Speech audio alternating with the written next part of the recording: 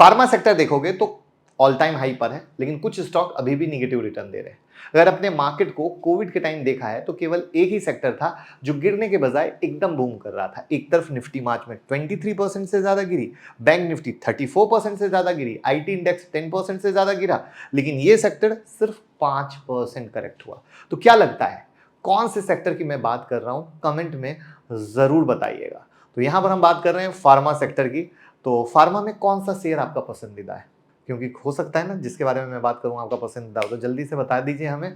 तो रीजन तो आप समझ गए होंगे कि भैया उस टाइम मेडिसिन और हॉस्पिटल में कैसे भीड़ थी और इसी वजह से फार्मा सेक्टर में मनी फ्लो डबल हो गया और एक अच्छी रैली आपने वहां पर देखी, ठीक है, और ग्रोथ भी आपने उस टाइम देखी। एक बार फिर से फार्मा सेक्टर बूम करना शुरू हुआ है और ये बात मैं ऐसे ही नहीं कह रहा हूं, चार्ट भी आप देख लीजिए, जहां पर आप ये देखो कोविड के बाद का बूम है और उसके बाद का ये बूम है। और आप अगर आप देखोगे तो ये वीकली चार्ट है, जहां पर एक अच्छी खासी तेजी के बाद एक बहुत अच्छा बॉक्स बना रहा है, जो बता रहा है कि भैया हम एक ट्रेंड डिसाइडिंग मोमेंट में बने, क्योंकि यहां से भी होने के बाद एक बॉक्स बना था और तेजी हुई। तो ये इसको सिंपल प्राइस एक्शन बोलते हैं, जो हम बताने की आपको कोशिश करते हैं। यहां भी ब्रेकआउट के बाद देखो एक बॉक्स बना था जहां से मूवमेंट हुई थी, ठीक है। तो ये चार्ट हिस्ट्री है। पहली बार आए हैं तो चैनल को सब्सक्राइब कर लीजिएगा और यूट्यूब मेंबर की प्रीमियम मेंबरशिप ज्वाइन बटन से ज्वाइन कर सकते हैं। 799 का प्लान है, जहां लर्निंग और अर्निंग बहुत बड़े पैमाने पर मिलती है।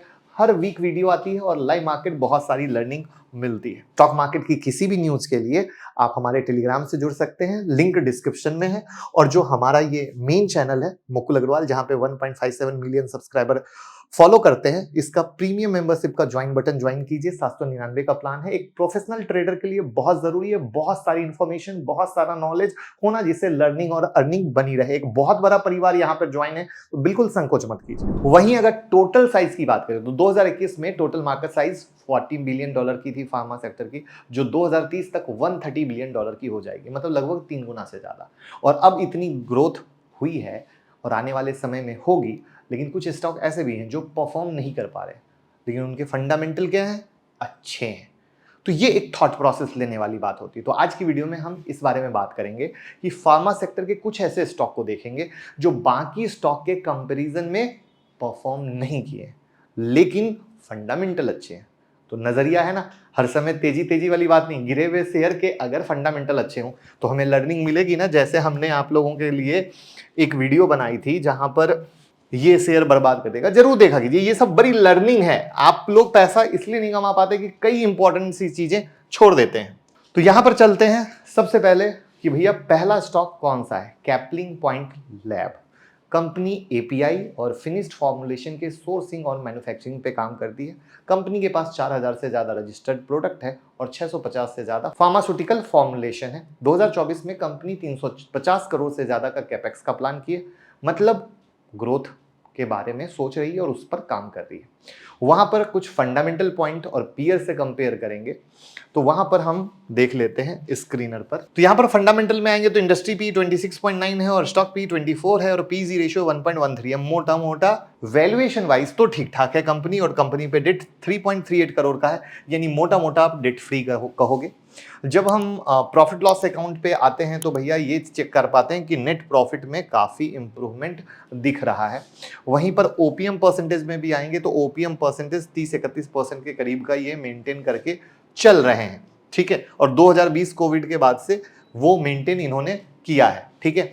अब यहां पर हम अगर पीयर कंपैरिजन में आते हैं तो आपको पता है कि फार्मा के सारे शेयर हैं, कैपलिन पॉइंट यहां पर है। तो अब हम अगर क्वार्टरली सेल देखते हैं कि भैया कौन कहां पे क्या कर पा रहा है, तो आपको हम दिखाते हैं कि आरओसी में टॉप कौन है। अजंता फार्मा, ये हमारा कैपलिन है, ठीक है। इसको हम एक अंडरलाइन कर देते हैं जिसे आप एकदम आराम से फील कर पाओ, ठीक है। और यहां पर अगर देखो तो मोटा मोटा सेकंड नंबर पे खड़ा है। आरओई में भी देखोगे तो आरओई में ये क्या है, ये हो गया सेकंड नंबर पे, और आरओई में फर्स्ट नंबर पे। ओपीएम परसेंटेज देखोगे वहां पे भी सेकंड नंबर पे खड़ा है, और एनपीएम में देखोगे तो आप फर्स्ट नंबर पे खड़ा है। वैल्यूएशन के कंपेयर में भी देखोगे तो डेफिनेटली वैल्यूएशन वाइज भी ठीक खड़ा है। तो इन सब लेवल के आधार पर आप पाते हो कि नहीं कंपनी तो सही में ठीक ठाक लग रही है। यहाँ पर अगर प्रोमोटर होल्डिंग देखो तो 70.62% की है, जो बढ़ी ही है 68% से। ये एक इंपॉर्टेंट नजरिया है, और एफआईआई और डीआईआई की भी होल्डिंग यहाँ पर इंक्रीज हुई है। अब दूसरा स्टॉक है न्यूलैंड लेबोरेटरीज। कंपनी ड्रग्स के मैन्युफैक्चरिंग और सेल में इन्वॉल्व है। प्राइम और स्पेशलिटी एपीआई के साथ कंपनी कस्टम मैन्युफैक्चरिंग सॉल्यूशन भी प्रोवाइड करती है, और करंट में 27 ऑनगोइंग प्रोजेक्ट हैं कंपनी के पास सीएमएस में, और सीएमएस से ही सबसे ज्यादा रेवेन्यू आता है कंपनी का। टोटल बाइफर्केशन दिखाने के लिए हम आपको चार्ट पे ले चलते हैं, जहां पर इसका चार्ट है 2023 और 2024 का, जहां पे सीएमएस से 49% का रेवेन्यू है, ठीक है, प्राइम से 24% का है। तो ये आपके पास एक डेटा है। अब अगेन कंपनी के फंडामेंटल रेशियो को देखना है, तो वहां पर हम अगेन कहां पे चलेंगे, तो स्क्रीनर पे चलेंगे। ध्यान रखिएगा, वैल्यूएशन वाइज देखोगे तो पीजी रेशियो पे तो डेफिनेटली सस्ता है, ठीक है, और पी रेशियो पर थोड़ा सा महंगा है, ठीक है, और डेट 95 करोड़ का है, तो ठीक ठाक है। 95 करोड़ का ठीक ठाक क्यों है कि मोटा मोटा 8,000 करोड़ की कंपनी है। वहीं पर प्रॉफिट लॉस के हिसाब से अगर हम देखते हैं तो नेट प्रॉफिट में इंप्रूवमेंट बहुत अच्छे वाला हुआ है, ठीक है, स्पेशली 2021 के बाद से 22 में एक डिप आया है, बट 23 में और 24 में बहुत अच्छा इंप्रूवमेंट आप दिख रहे हैं।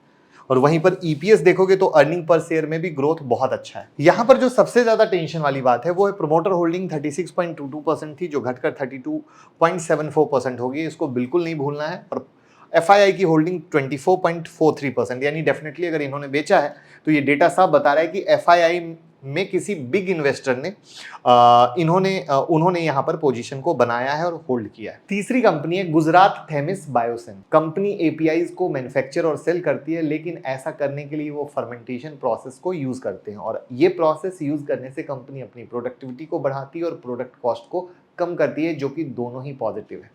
तो यहां पर हम अगेन देख लेते हैं इसका फंडामेंट। पी के आधार पे महंगा है, पीजी के आधार पर सस्ता है। अगर आप प्रॉफिट लॉस पे आओगे तो नेट प्रॉफिट में डेफिनेटली बहुत अच्छा इंप्रूवमेंट आपको दिख रहा है। वहां पर जो सबसे इंटरेस्टिंग है, जब आप पीयर में जाते हो तो ये देखो, अब यहां पर देखो क्वार्टरली प्रॉफिट सेकेंड नंबर पर, ठीक है, जिस तरीके से कंपनी का काम है। क्वार्टरली सेल देखोगे फर्स्ट नंबर पर, आरओसी फर्स्ट नंबर पर, आरओई फर्स्ट नंबर पर, ओपीएम फर्स्ट नंबर पर, एनपीएम फर्स्ट नंबर पर।